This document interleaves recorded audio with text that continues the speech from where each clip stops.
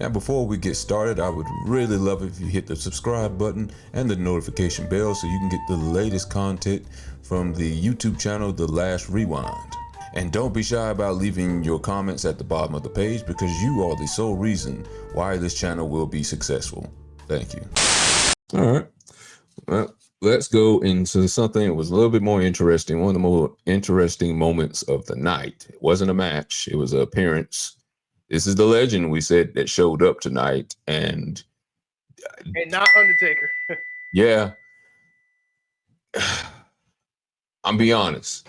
I expected a mixed reaction when he came out, but Hulk Hogan came out. I was actually surprised. I mean, when I think about Raw, again, I don't think about Hogan.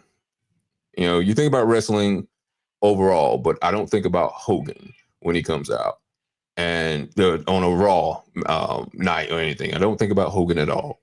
You know, if anything, I think about Monday Night Nitro. I don't think about Raw. So, but Hogan made an appearance, Real American, which in today's climate has a different meaning when you hear it now. When you hear a Real American now, you know, you think about politics now when it comes out. I won't go deep into that. Hogan comes out that he did make an appearance on January 6th. Good point. Good point. Didn't even think about that. Didn't even the day think that about Trump that. officially got in office. That's a good point. Did not think of that. Hogan came out, you know, does his usual thing, plays to the crowd, puts the hand to the ear type thing. Of course, I say, and you heard Real American, but you heard a cascade of boos tonight. I was not expecting that. And, you know, I thought maybe, you know, the crowd maybe had moved on from those racial video and audio, or audio mainly, that came out, or what Hogan had to say. I don't know if this is, you know what I think? I think a lot of this is people have seen a lot of these stories about Hogan. And people have dispelled a lot of myths that Hogan has said, like he was supposed to be the face of the George Foreman grill. He was going to be a UFC fighter. He was the recent one I heard. He was supposed to be, I think, Keanu Reeves' part in Speed. I ain't never heard that. Yeah. So I'm like, yeah, I think. So you're telling me Hogan was supposed to be opposite Sandra Bullock? Yeah.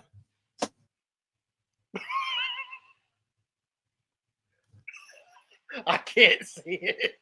Yeah. I can't see it. He's supposed to keep her calm the whole time on the bus when the bomb was up there. Well, let me tell you something, Sandra Bullock. You got to keep calm in times like this when there's a bomb under the bus. Keep the speed limit on 60 miles per hour. Could you stop yelling at me? I can't be calm if you're yelling at me. With Dennis Hopkins in the movie strapped with a bomb on him. No, I can't see it.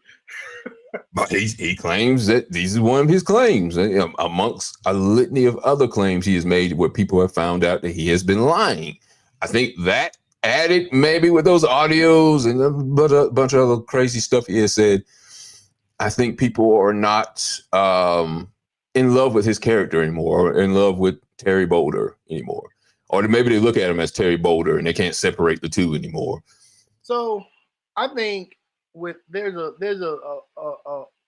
few reasons the Hulk Hogan character is not going over anymore, and WWE should just let what was be what it is, what it was. One, I don't think it has a little more to do with the racist comments, but I think it has more to do with the fact that his core audience are grown men now and grown women now in their 40s, damn near 50s. And when he was popping, we were little kids. And our kids don't give a damn about eating their vitamins. He can't spiel that that crap with the younger generation of wrestling fans now. They don't give a damn about eating the vitamins and then saying the prayers and all that. That positivity that he once spewed out in the 80s does not work for today's kid. That's one. Secondly, his gimmick is tired. The whole rip your shirt. He ripped his shirt and he had a Netlflix shirt on under there. The gimmick is tired. With the beer too, the real American beer. Yeah. My if I have to pick when I kind of was digging Hogan, it's NWO. I'm talking peak prime NWO. I ain't talking that come back to WWE NWO. No. I'm talking Eric Bischoff WCW NWO when he turned heel. That's kind of when I was kind of digging Hogan back then. But like even before NWO, red, white, and blue Hogan, eat your vitamins, say your prayers. I really was never feeling. I never really felt that version. The version of Hogan I always felt was NWO, black and white, spray paint the belt. That Hogan. But now, I mean, you can just the booze was just it was more than a few. And no one. He cut some pointless promo about his beer. I mean, it really had nothing to do. He had something. It had nothing to do with wrestling, but he tried to tie in wrestling with his tag. He's saying something about Andre the Giant. I was like, he's done.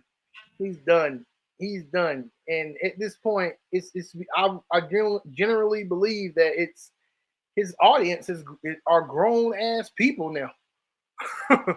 Yeah, I'm gonna have to agree with that. I don't think I can't say that that has anything to do with the booze this time, because you got Hackson Jim Duggan still yelling ho.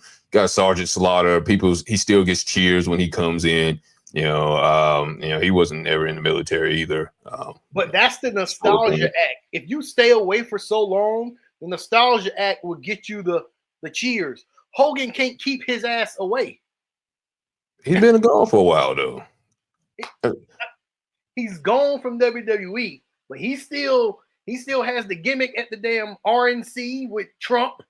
He's ripping the shit off. Okay, that may have a point where that might be the reason why he's getting, because people are split when you nominate someone who you're with. Like, people were mad at Taylor Swift for going with Kamala Harris. So she had a split crowd after people found out she was going with her. So that might have something to do with it. I can go with you on that.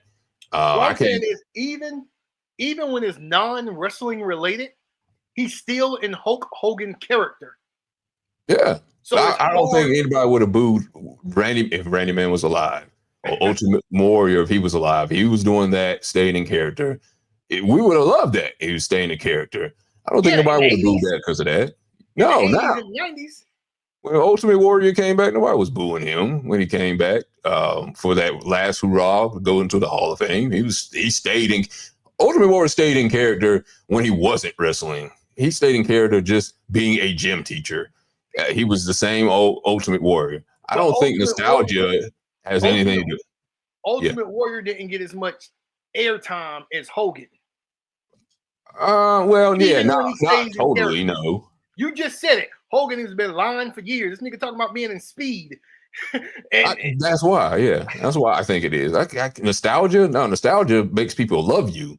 How many times does The Rock come back and he still gets those cheers or whatever like that? He can't stay away, and he stays in character all the time.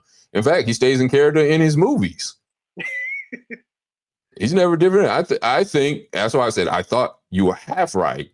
I think people want to cheer for him based on nostalgia, but where I say you're half wrong is because I think people know about those tapes. Him siding with Trump. I'm not, if you want to side with Trump, that's fine, but we all know there's a division between Trump and Kamala Harris voters. Right. And he made he drew his line in the sand of who he supported. He probably got booed for that. Then when I say you're right, where you mentioned the newer crowd, they don't know about nostalgia. They only know this version of Hogan. They Right. only know the last 10 years of Hogan that they've learned about that, damn, this dude's lies all the time. He has a son who almost got, someone, he almost got someone killed. He's, I think he's still in the hospital as a vegetable, if I'm not mistaken. I don't think he died. He might have did die. The guy he got in a car accident with, drunk driving. Then, the tapes, the sex tapes, him, I think he was cheating on his wife at some point. And then, of course, like I said, the audio where, he uses the N word, kind of flagrantly, saying everyone's racist. That's what he was trying to say. I think that plays a part. This generation doesn't know the real American hero, Hogan. And maybe that's what mostly is at this crowd turnout. I think that's what it is, mainly. And again, the line drawn in the sand of who he sided with during this last election. But you can easily say that, remember when Taker, he sided with Trump. When him and Kane came out and they sided with Trump. What I mean, like, you can, like, how can I put it? Taker sided with Trump and Taker got a pop. Okay. Hogan sided with Trump and Hogan got some boos. But Taker still plays, he's kind of mysterious to a degree. Like when it came out that Undertaker was siding with Trump, I don't think people were shocked that he sided with Trump. I think people were shocked that he was going political. Yeah, but you only got one thing you can say bad about Taker out of all the years. What other thing can you add to Undertaker that you can say, oh, I really hate that guy? You have unlimited amount of stories about Hogan. That's true. And then the Hogan stories are piling up. And then again, if there's any opportunity for, I don't know, redemption, if you will, apology, I don't know, cut a promo saying how you're always going to be here. He wants to talk about it. This was to promote his damn beer. I mean, Stone Cold got beer. Go right through that, yes. Stone Cold got beer. Could have brought. Why wasn't he there tonight? That's a good question. Would have thought he was going to be there tonight. Or Randy Orton. Somebody else. But I don't know. I think it's just a culmination of all the things he did. Even Undertaker has a bad story about Hulk Hogan lying about him hurting his neck during the Tombstone when he was zombie Undertaker, and then going back to see the footage, like his neck never touched the mat. He doesn't even like Hulk Hogan. So, I mean, no one seems to like Hulk Hogan when you talk about it. They made that video about Ultimate Warrior, self-destruction about Ultimate Warrior. Bobby Heenan, like, no one likes him. No one likes Ultimate Warrior. There should be one about Hulk Hogan. I don't think many people like Hulk Hogan now. Well, like you said, I think people liked Hogan at one point. I think Hogan's skeletons are coming out now. And look, I was the biggest Hogan fan. Let me tell you, in the 80s. I was always a Flair cat. I appreciate what Hogan brought as far as their rivalry, because everyone wanted to beat Hogan. So Hogan was the quintessential face, but I was always a Ric Flair cat back then. But still, I was still, despite all that I've named, I still was shocked that it was majority boos. Such strong boos. It was kind of, I won't say I was embarrassed for him, but it was, I was surprised. For the boos and him struggling to rip off that damn shirt. Oh, come on, man. That was probably like some tough polyester or something like that. Yeah, it ain't like that old flimsy yellow shirt he used to wear. Yeah. All right. That was a Netlflix shirt. They got some cotton on there. Oh, yeah.